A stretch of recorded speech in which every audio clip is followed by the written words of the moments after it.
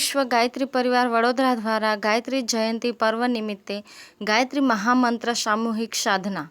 ગુરુદેવ વેદમૂર્તિ તપોનિષ્ઠ પંડિત શ્રીરામ શર્મા આચાર્યજીના મહાપ્રયાણ દિવસ સાથે ગંગા દશહરા ગાયત્રી જયંતિ મહાપર્વની પૂર્વ વેળાએ આસુરી શક્તિઓને પરાસ્ત કરી અંતર્જગત, સૂક્ષ્મ જગત અને બાહ્ય જગત તેમને જોડવા માટે તેમનામાં વ્યાપ્ત અસુરતાને નષ્ટ કરી સુવ્યવસ્થા સ્થાપવા માટે ગાયત્રી મહામંત્રની સાધનાની શક્તિની સારા બ્રહ્માંડને ખૂબ જ આવશ્યકતા છે.